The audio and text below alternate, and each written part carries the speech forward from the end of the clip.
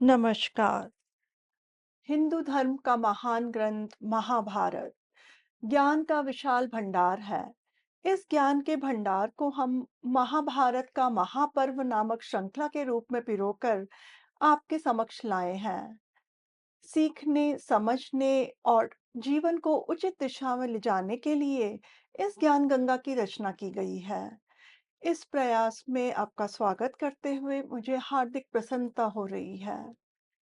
इसमें मैं योगिता पंत, मार्गदर्शक, गुरु एवं हिंदू विचारक अनिल चावला जी के सम्मुख कुछ जिज्ञासाएं प्रकट करूंगी और वे समाधान करेंगे।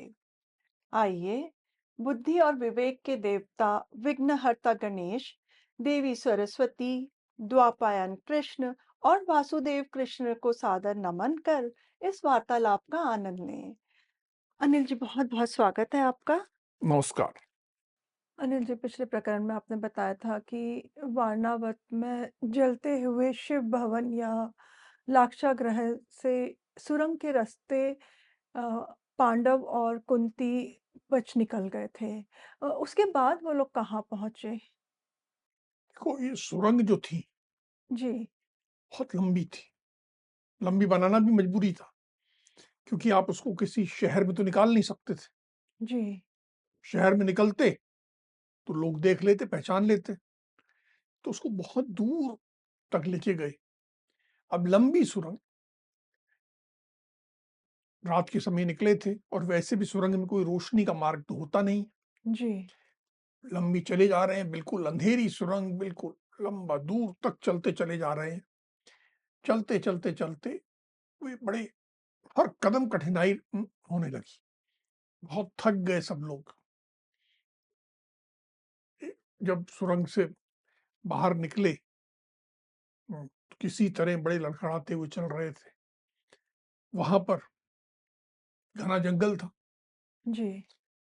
और सब थक गए थे। केवल महाबली भीम, उनके पास तो 1000 हाथियों का बल था, जी। 10,000 हाथियों का बल था। तो वो उनको छोड़ के हर कोई थकान से चूर हो रहा। अब ये देखिए, उस जमाने में जिस ढंग से वे निकले थे, ये तो संभव नहीं था कि साथ में खाने पीने की सामग्री ये सब लेके चलते। जी। बिल्कुल खाली हाथ निकले और चलते चले जा रहे हैं। माता कुंती, उनकी आयु थी, थक गई थी, तो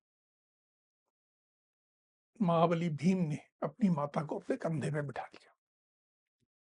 उसके बाद नकुल सहदेव भी थक गए, तो दोनों को गोद में उठा लिया और साथ में अर्जुन और युधिष्ठिर को हाथ से सहारा भी दिए जा रहे थे कि हाँ, इनको भी सपोर्ट करते हुए, इनको सहारा देते हुए।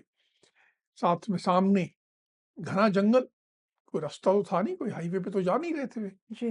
घना जंगल, उसमें अनेक वृक्ष आ रहे हैं, झाड़ियां आ रही हैं, कटीली झाड़ियां हैं, तो रास्ता भी साफ कर रहे थे।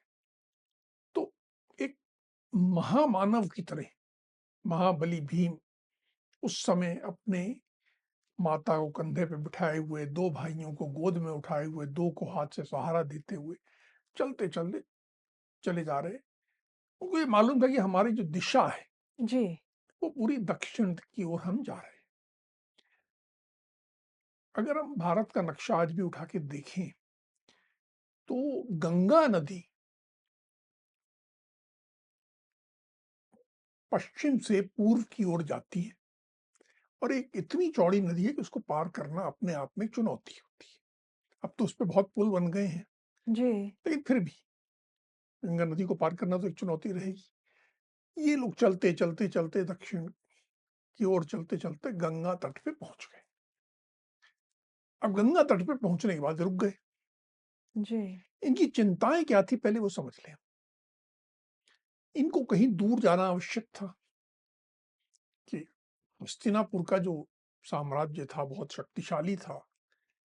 उसमें दुर्योधन दुर्बुद्धि था। वो अपने गुप्तचरों के माध्यम से, अपने अन्य लोगों के माध्यम से प्रयास कर सकता था कि इनको मरवा दूं। जी। तो ये पता भी नहीं चलना चाहिए कि हम जिंदा हैं। और वहां से बहुत दूर भी जाना है।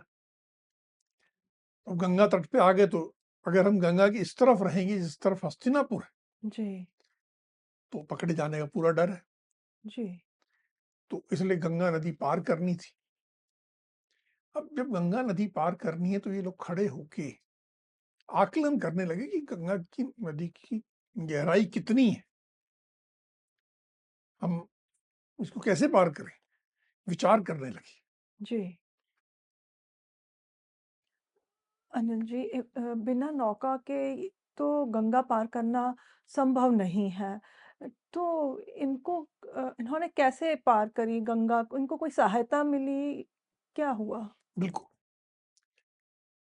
ये वहाँ पांडुपुत्र विचार कर रहे थे कि गंगा नदी को पार करने के लिए कैसे किया जाए, क्या किया जाए। उसी समय वहाँ एक नाविक आया, एक नाव लेके एक व्यक्ति आया और उसने बताया कि मुझे परम ज्ञानी विदुर जी ने भेजा है। अब शंका होती है, जी, कहीं ऐसा तो नहीं धोखा कर रहा है, जी, दुर्योधन का भेजा हुआ आदमी है और हमें धोखा कर रहा। जी, पर एक, जिसे आज की भाषा में कोड वर्ड कहते हैं, जी, जी, अपना विश्वास दिलाने के लिए उस नाविक ने वो संदेश सुनाया जो कि परम बुद्धिमान विदुर ने मलेच्छ भाषा में युधिष्ठिर को अकेले में कहा था। तब जब वो संदेश सुनाया जी, तो युधिष्ठिर को विश्वास हो गया कि ये व्यक्ति सही है, क्योंकि वो संदेश तो केवल विदुर और युधिष्ठिर के अलावा किसी ने सुना ही नहीं था जी, और इसको मालूम है, मतलब ये ठीक है, जी, इस पे विश्वास किया जा इस पर सकता है। विश्वास किया जा सकता है। तो जब विश्वास हो गया, हम्म, तो उस नाविक ने कहा कि आइए आप मेरी नाव में बैठ जाइए।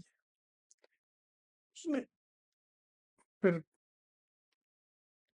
विदुर जो उनके चाचा थे पांडुपुत्रों के, जी, उनका संदेश भी दिया कि उन्होंने बड़ी भावना से आपको हृदय से लगाकर मस्तक सूंघ कर आशीर्वाद कहलवाया है, बड़े प्रेम भाव से। जी, और कहा है कि तुम शांत चित्त होकर कुशलता पूर्वक मार्ग पर आगे बढ़ते जाओ। देखिए अभी भी संदेश क्या दे रहे हैं, धैर्य रखो, जी, अपने चित्त को शांत रखो, ऐसा ना हो कि परेशान होने लगो। जी, कई बार जब हम कठिनाइयों में घिर जाते हैं तुम झुंझुलाने लगते हैं, जी, झुंझुलाते हुए आपस में एक दूसरे से लड़ने लगते हैं कि तेरे कारण हुआ है सब। तो शांत चित्त रहिए, कुशलता पूर्वक मार्ग पर आगे बढ़ते जाओ, कह के नाविक ने उन्हें गंगा पार पहुंचा दिया जी, और फिर उनको एक शुभकामना देते हुए जय हो आशीर्वाद देते हुए जैसे आया था वे वहां से लौट गया। अब जी, इन्होंने गंगा नदी तो पार कर ली, जी, नाविक जो आया था तो अपना वापस लौट गया जी, और अब इनके आगे रास्ता खुला था। जी। अनिल जी, पांडुपुत्र और कुंती तो गंगा पार पहुंच गए। उधर वारणावत में ये जो लाक्षागृह जल गया था, उसकी वहां के लोगों में क्या प्रतिक्रिया थी? और ये प्रतिक्रिया तो बड़ी भयंकर थी। रात में ही मैंने बताया था सब एकत्र हो गए थे। जी, जो आग जलने की आवाजें होती हैं जब चीजें फट फट फट करके चलती जलती हैं, जी, तो पूरा नगर एकत्र हो गया था। अब रात्रि में उस आग में तो हाथ डालना किसी के लिए संभव नहीं था। जी, रात्रि व्यतीत हुई, आग कुछ शांत हुई। जी, जब दिन के समय आग शांत हो गई तो लोगों ने जरा उस जले हुए भवन में जाने की हिम्मत की कि देखें भाई क्या हुआ। जी, तो सबसे आगे पहला कक्ष था पुरोचन का। जी, तो वहां पर पुरोचन का कंकाल मिला, सब कुछ राख हो चुका है, उसका अस्थि कंकाल पड़ा है। समझ गए कि ये पुरोचन का अस्थि कंकाल है, सबने कहा बड़ा अच्छा हुआ इसके साथ। जी, ये बुरा करने गया था, इसके साथ जो हुआ बहुत अच्छा हुआ। अब उसके बाद और आगे गए, जी, तो मैंने तुम्हें बताया था कि एक भीलनी अपने 5 बेटों के साथ शराब के नशे में आई थी जी, जी, और उसने वहीं भोजन किया था और वहीं सो गई थी। जी, उनके अस्थि कंकाल मिल गए। अब 6 कंकाल मिले, तो वारणावत के लोगों ने समझ लिया कि ये पांडुपुत्र और कुंती के कंकाल हैं, उनकी मृत्यु हो गई। ये उन्हीं के अवशेष हैं। जी, विश्वास हो गया कि ये तो उनके हैं, बहुत दुःख की लहर हो गई, बड़े लोग दुर्योधन को गाली देने लगे, पुरोचन को गाली देने लगे।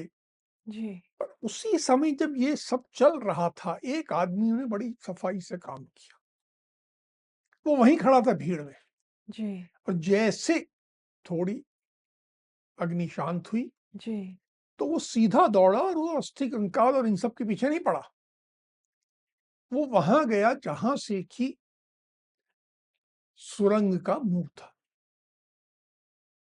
उसकी चिंता ये थी कि लोग उस सुरंग का मुंह ना देख लें, जी, तो लोग तो उसमें चलना शुरू कर देंगे, जी, बात खुल जाएगी। जी, जी, तो उस खनिक ने, सुरंग खोदने वाले ने, जी, इन सब लोगों को ये सब रोना विलाप करना सब करने दिया, जी, जी, और वो गया और उस सुरंग के मुंह को राख से, धूल से, अन्य सामग्री से ढक दिया, ताकि कुछ लोग पता ही ना लगे कि यहाँ पर भी कोई सुरंग बनी हुई सुरंग है। भी बनी थी। जी, तो उसने वो पूरा कवर अप करने का काम पहले किया, और फिर अपना शांति से खड़ा हो गया, कोई उसको लेना देना नहीं, उसका काम हो चुका था। जी, जो वारणावत के लोग थे, वो तो बड़े क्रोध में थे। जी, शोक था, क्रोध था।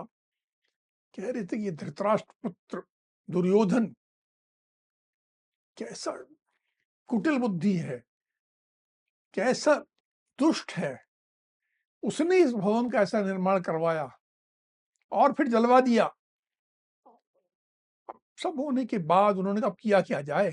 जी, तो सबने निर्णय किया कि भाई कुछ भी हो, आज की तारीख में राजा के पद पर तो धृतराष्ट्र ही है, जी, तो वहां संदेश दे दिया जाए। जी, और ये जो अवशेष हैं, 6 अस्थि कंकाल हैं, जी, जिनको वो पांडुपुत्र और कुंती का समझ रहे थे, जी, ये हस्तिनापुर पहुंचा दिए जाए, कि जो भी उनको अंतिम संस्कार करना हो जी। वहां किया जा सके।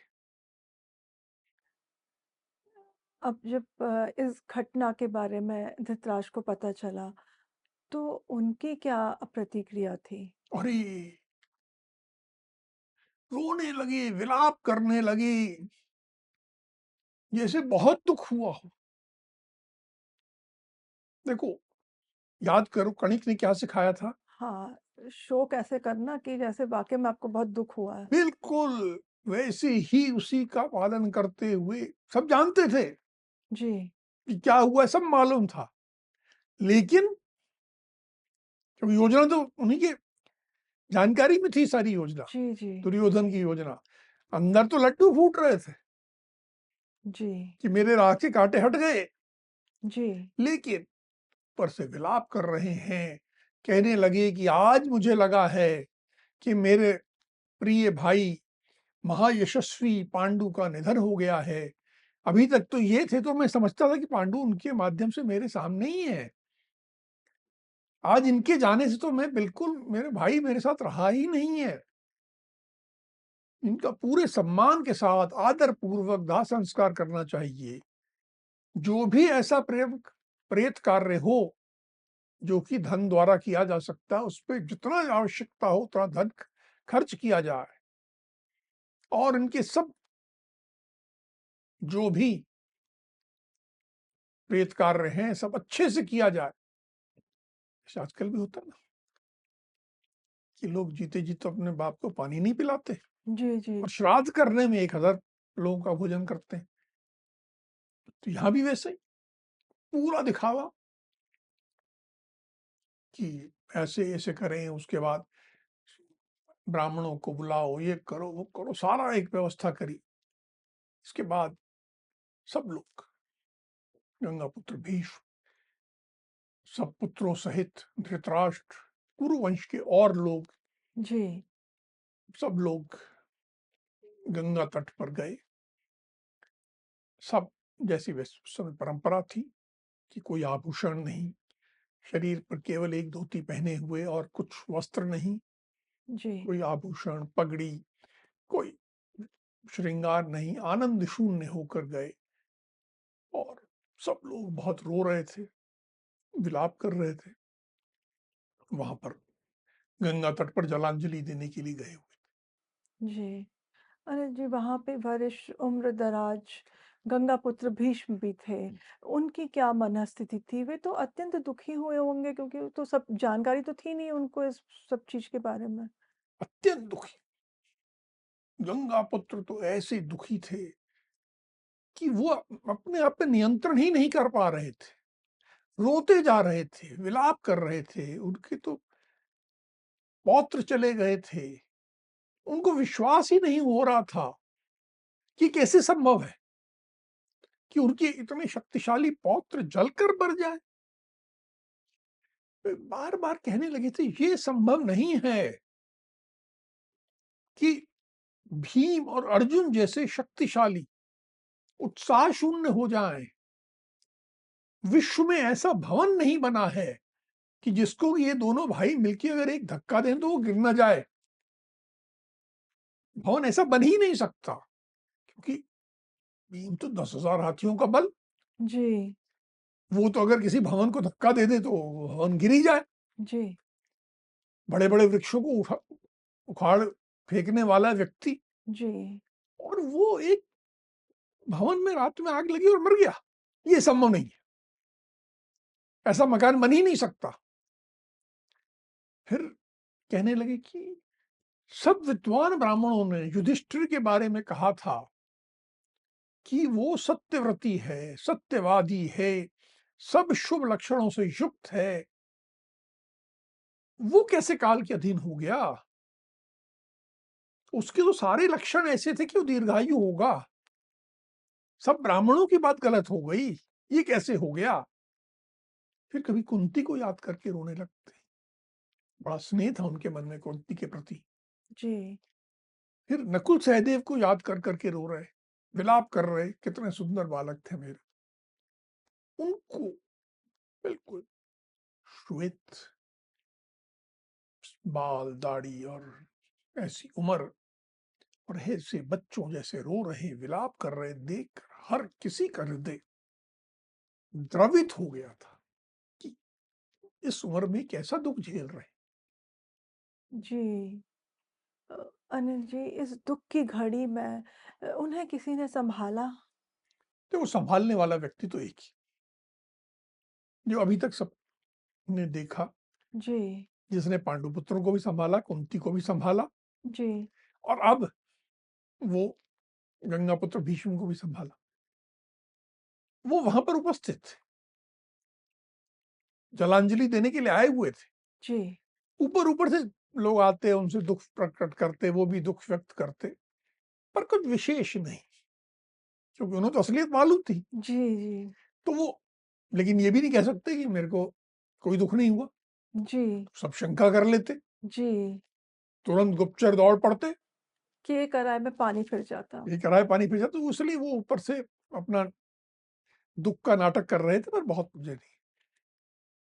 उन्होंने देखा कि जलांजलि देते हुए भीष्म तो बड़े विलाप कर रहे हैं जी, और बिल्कुल नियंत्रण के बाहर जा रहे हैं। तो बड़े प्यार से गंगापुत्र भीष्म के पास गए, उनको संभाला जी, और उनको एक तरफ अकेले में दूर ले आए, जहां कोई सुन न सके। जी, भीष्म को भी लगा कि ये क्या कर रहा है, ये मुझे दूर ले जा रहा है, कुछ कहना चाह रहा होगा। जी, दूर जब कहीं कोई सुनने वाला नहीं था, तो उसने, महाबुद्धिमान विदुर ने गंगापुत्र से कहा कि हे नरश्रेष्ठ, आप दुखी ना हो।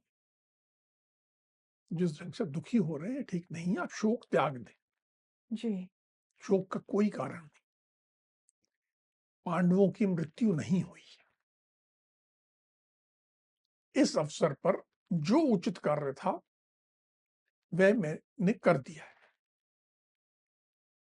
बड़ी संक्षिप्त में बात कह दी। जी, सुनकर भीष्म क्या समझ गए कि बड़ी महत्वपूर्ण बात कह रहा है ये। जी, जी, जब सब लोग एकत्र होकर जलांजलि दे रहे हैं, जी, प्रेत कार्य कर रहे हैं, और जी, ये कह रहा है कि पांडव जिंदा हैं, तो एकदम चौंक गए।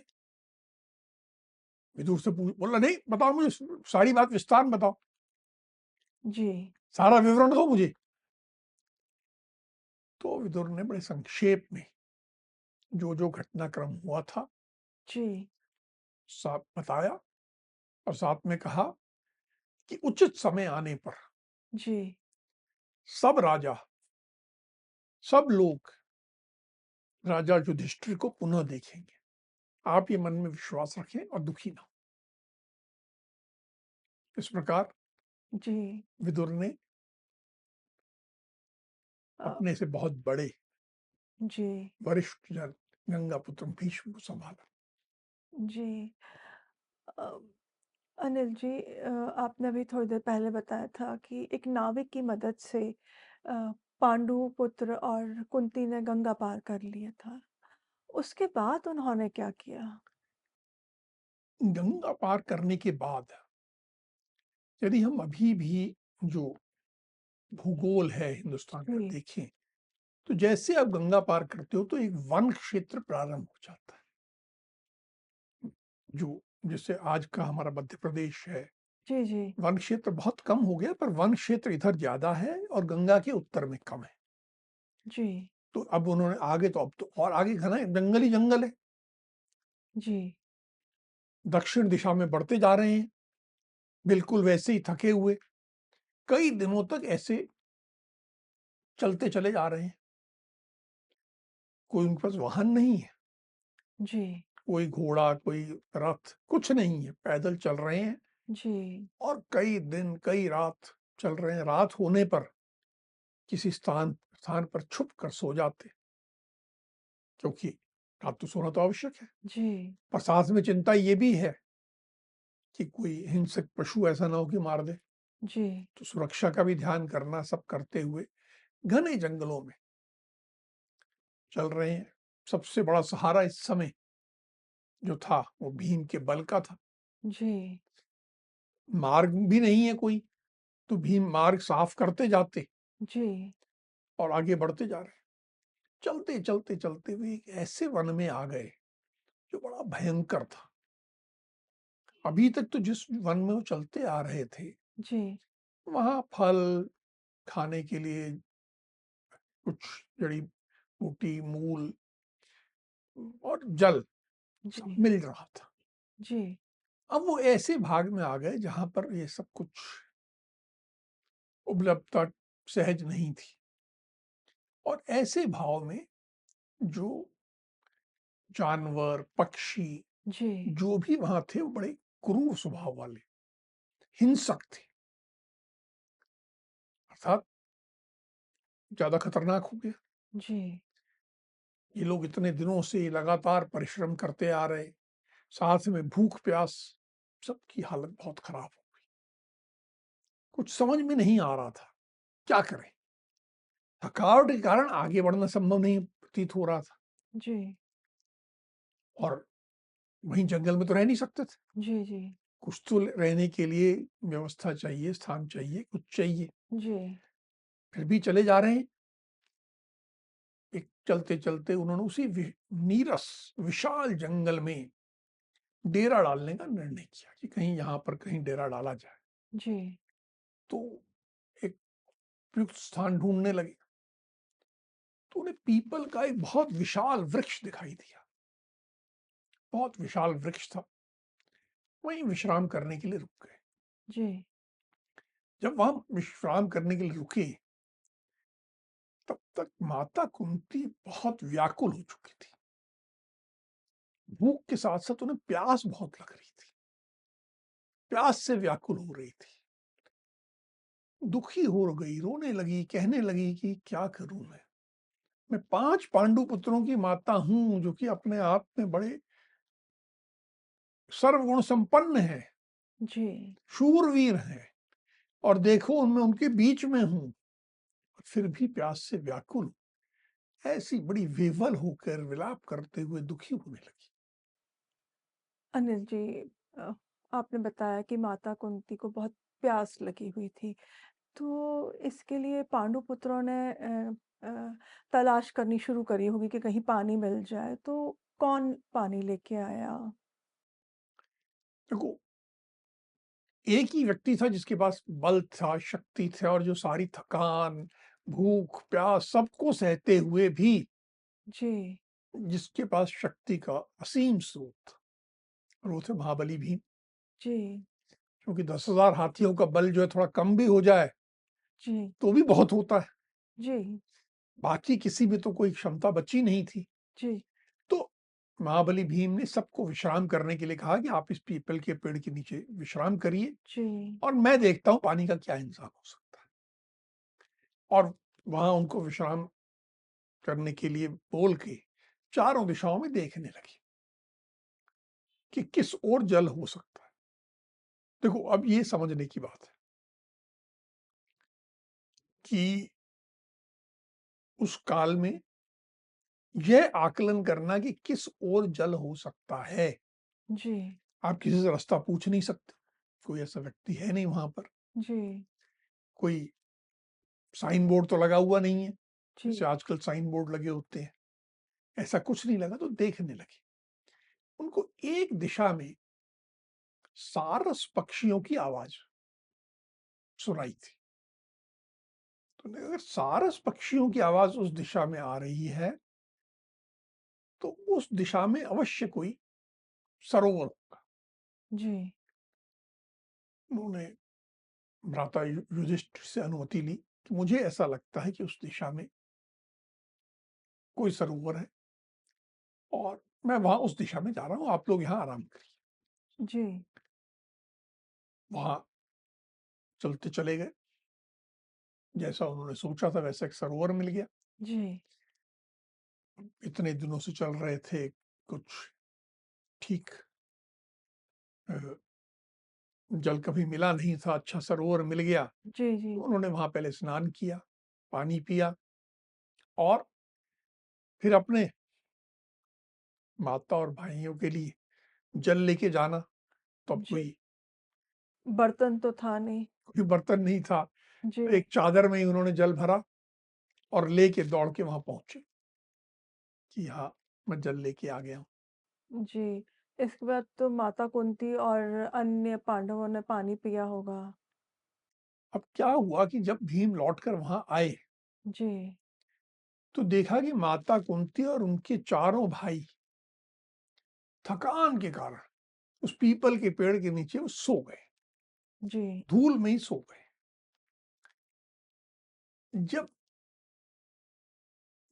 महाबली भीम ने अपने भाइयों को, अपनी माता को ऐसे धूल में नीचे बिल्कुल गरीब की तरह सोते देखा तो बहुत दुखी हो गए, मन से रोने लगे जैसे। अभी तो वो चल रहे थे, सबको सहारा दे रहे थे, लेकिन जी, कभी-कभी ऐसा क्षण आता है कि अंदर से आदमी टूट जाता है, जी।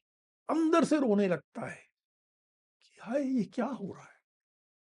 हम कितने भाग्यहीन हैं राजकुमार होते हुए भी ये हालत है। कि मैं अपने भाइयों को ऐसे पृथ्वी पर धूल में सोता देख रहा हूँ, जो कि सब प्रकार के सुख भोगने के योग्य हैं। जी, विश्व के सर्व गुण संपन्न लोगों में जिनकी गिनती होती है, जी, कि ये स्थिति है।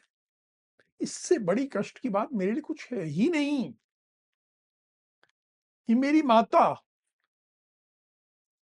जो वसुदेव की बहन है, महाराज कुंती भोज की कन्या है, विचित्र वीर्य की पुत्रवधू है, महात्मा पांडु की पत्नी है, जिन्होंने हम जैसे पुत्रों को जन्म दिया है, वे कुंती देवी आज यहाँ धूल में, भूमि पर, बिना किसी शैया के, बिना किसी चादर के ऐसे सोई हुई है। अब ये देखो, एक तो बेबसी, दुख, शोक और साथ ही साथ क्रोध भी आ रहा है। जी। वो दुरात्मा धृतराष्ट्र और उसके पुत्रों ने हमें घर से निकाल दिया, जलाने की चेष्टा भी की, किसी तरह हम भाग्य भरोसे बच गए हैं। आज उस अग्नि से बचकर हम इस वृक्ष के नीचे आश्रय ले रहे हैं। हमें किस दिशा में जाना है ये भी नहीं पता, जी। कि भाई एक होता नहीं, हमें मालूम है साहब इस नगर में जाना है, जी। कुछ नहीं मालूम है और भारी से भारी कष्ट उठा रहे हैं। ये क्या हो रहा है? ये क्या मेरा भाग्य है? ये क्या हम सबका भाग्य है? फिर क्रोध आ रहा है उनको, उस दुर्बुद्धि, अल्प दृष्टि धृतराष्ट्र कुमार दुर्योधन, हे दुर्योधन, आज तेरी कामना पूर्ण हुई है। निश्चय ही देवता तुझ पर प्रसन्न है कि मेरे बड़े भ्राता राजा युधिष्ठिर मुझे तेरा वध करने की आज्ञा नहीं दे रहे। अब देखो, कुछ क्रोध उनका दुर्योधन पर तो है, जी। लेकिन अपने भ्राता पर भी है कि ऐसे निरीह क्यों हो रहे हो? मुझे आज्ञा दो, मैं तो भाई को मार दूंगा, मैं दुर्योधन को मार दूंगा, पर ऐसी आज्ञा क्यों नहीं दे रहे? अब लेकिन बेबसी है, जी। युधिष्ठिर के खिलाफ विरुद्ध जाने की नहीं सोच रहे। जी। जी।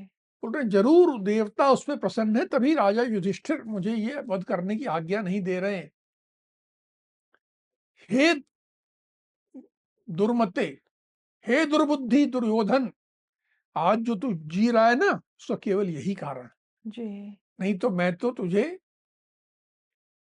और तेरे मित्र कर्ण और छोटे भाई शकुनी सबको यमलोक भेज सकता हूं, किंतु क्या करूं? धर्मात्मा युधिष्ठिर तुझ पर क्रोध ही नहीं कर रहा। तूने इतना सब कर दिया पर उनका क्रोध हो ही नहीं रहा, वो क्रोध ही नहीं कर रहे। जी। अब भीम का क्रोध बढ़ता जा रहा है, लगातार क्रोधित हो रहे हैं। जी।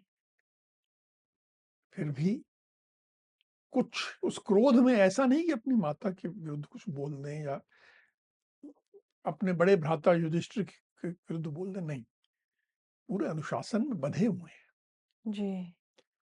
धीरे धीरे क्रोध शांत जब हुआ